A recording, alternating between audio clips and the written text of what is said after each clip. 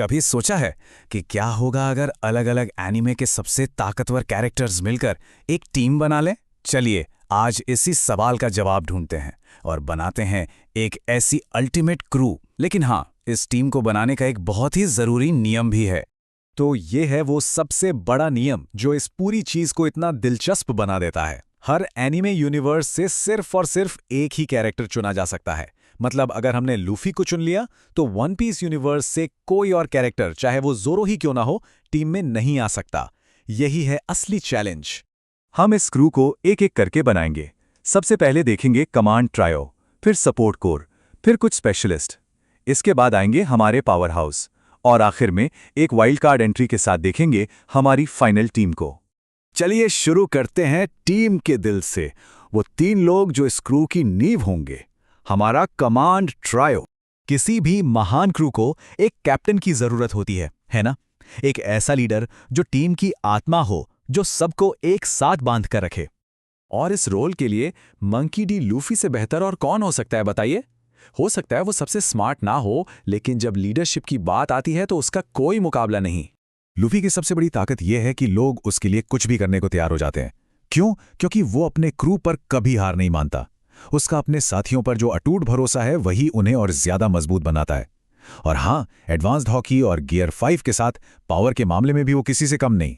ठीक है, कैप्टन तो हो गया, अब बारी है उसके सबसे भरोसेमंद साथी की, राइट हैंड की, जो अपनी ताकत और वफादारी के लिए जाना जाता हो। और इस रोल के लिए गोकू से बेहतर भला कौन होगा? एक राइट हैंड ऐसा होना चाहिए जिस पर कैप्टन आंख बंद करके भरोसा कर सके, और गोकू की वफादारी पर तो कोई शक कर ही नहीं सकता। उसकी ताकत की तो कोई सीमा ही नहीं है। सुपर सैयान से लेकर अल्ट्रा इंस्टिंक्ट तक वो हमेशा और मजबूत होता रहता है। और सबसे बड़ी बात, वो दिल का बिल्कुल साफ है, थोड़ा मजाकिया और लापरवाह, बिल्कुल लफी की तरह। ये दोनों मिलकर एक कमाल की जोड़ी बनाएंगे। तो कमांड ट्रायो का आखिरी मेंबर यानी लेफ्ट हैंड, कोई ऐसा जिसके होने से राइट हैंड को भी एक टक्कर मिले।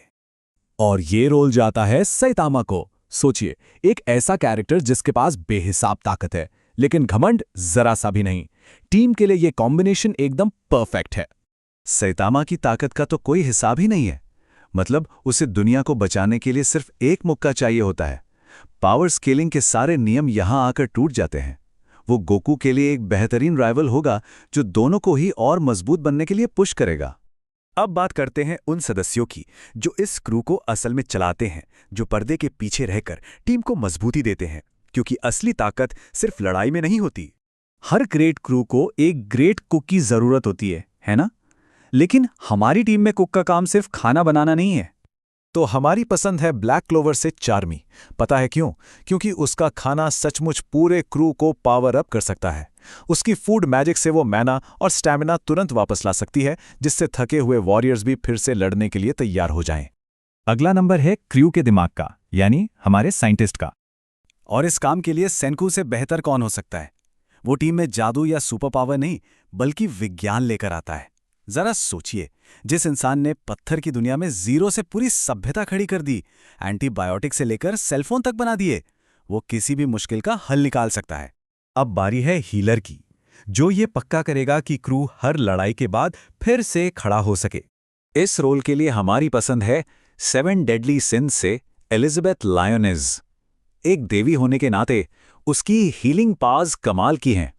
वो ना सिर्फ जानलेवा घावों को ठीक कर सकती है, बल्कि कुछ मामलों में मौत को भी पलट सकती है।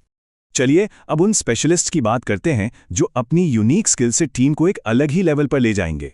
तो हमारे स्पेशलिस्ट हैं रूकी के तौर पर मॉब, जिसकी साइकिक पावर शहरों को तबाह कर सकती है।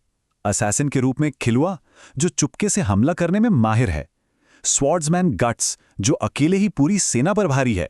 और आखिर में स्ट्रैटेजिस्ट आइजन, जिसके बारे में हम अभी बात करेंगे। आइजेन ये सिर्फ एक विलेन नहीं, एक मास्टरमाइंड है। एक ऐसा जीनियस जो हमेशा 100 कदम आगे की सोचता है। जरा उसके प्लान को देखिए, सालों तक अपनी असलियत छुपाना, अपनी ही मौत का नाटक करना, और फिर एक शिनेगामी की सीमाओं को भी पार कर जाना। इस क्रू के लिए इससे बेहतर स्ट्रैटेजिस्ट हो ही नहीं सकता। अब वक्त है क्रू के उन सदस्यों से मिलने का जो सच में तबाही मचा सकते हैं। हमारे ट्रम्प कार्ड्स जो किसी भी बड़े से बड़े खतरे को संभाल लेंगे। सबसे पहले बात करते हैं समनर की, वो जो अकेले नहीं लड़ता बल्कि अपने साथ पूरी की पूरी आर्मी लेकर आता है। और ये रोल जाता है सोलो लेवलिंग के संग जिन्वू को। शैडो मोनार्क होने के नाते वो हर हारे हुए दुश्मन को अपनी वफादार आर्मी में शामिल कर सकता है, एक ऐसी आर्मी जो हर लड़ाई के साथ और बड़ी होती जाती है। मतलब वो बैकअप नहीं बुलाता, वो खुद ही बैकअप है। डिफेंस के लिए हमारे पास एक नहीं बल्कि दो लोग हैं, गोजो और नारुतो। गोजो अपनी इन्फिनिटी की वजह से अनटचेबल है, कोई उसे छू नहीं सकता। वहीं नारुतो अपनी कुर्मा पावर की वजह से अनब्रेकेबल है। ये दोनों मिलकर एक ऐसी ढाल बनाते हैं जिसे तोड़ना नामुमकिन है। और जब अटैक की बारी आएगी तो हमारे पास है रिमरू टेम्पेस्ट और एनोस वॉल्डिगोड। रिमरू के पास हजारों यूनिवर्स बनाने या मिटाने की ताकत है, और एनोस वो तो सिर्फ अपने दिल की धड़कन से दुश्मनों का नामो निशान मिटा सकता है। ये जोड़ी किसी भी दुश्मन के लिए एक बुरा सपना है। और अब टीम का आखिरी और शायद सबसे अप्रत्याशित सदस्य, क्योंकि सबसे बड़ी ताकत हमेशा वो नहीं होती जो दिखती है। इस आखिरी रोल के लिए हमें कोई ऐसा चाहिए जो उन मुश्किलों को हल कर सके जिन्हें सिर्फ ब्रूट फोर्स से हल नहीं किया जा सकता। और हमारा वाइल्ड कार्ड है फ्रीएरियन। 1000 साल से ज्यादा जी चुकी ये एल्फ जादूगर अपने अनुभव और ज्ञान की वजह से इतनी खतरनाक है कि कोई सोच भी नहीं सकता। यही बात उसे अल्टीमेट वाइल्ड कार्ड बनाती है। जहां गोकू और लूफी सीधे जाकर लड़ेंगे, वहीं फ्रीरियन लंबा गेम खेलेगी। वो किसी दुश्मन पर सीधे हमला करने के बजाय उसके जादू को सालों तक स्टडी करके उसे जड़ से खत्म करने का तरीका ढूंढ सकती है। वो इस टीम की मास्टर की है जो हर ताला खोल सकती है। तो सारी पोजीशंस भर चुकी हैं। अब वक्त है अपनी पूरी टीम पर एक नजर डालने का। तो ये रही हमारी अल्टीमेट एनिमे क्रू। कैप्टन लफ़ी के दिल से लेकर गोकू और साइतामा की बेजोड़ ताकत तक, सेंकू की बुद्धि से लेकर आइजन की प्लानिंग तक, और फ्रेरियन के 1000 साल के अनुभव के साथ ये टीम बैलेंस और पावर का एक परफेक्ट मिक्सचर है। तो टीम तो बन गई, पर अब सबसे बड़ा सवाल ये खड़ा होता है, क्या कोई भी किसी भी यूनिवर्स में सच में इनके सामने टिक सकता है? इसका जवाब शायद हमें कभी ना मिले, लेकिन इसके बारे में सोचना ही कितना मजेदार है।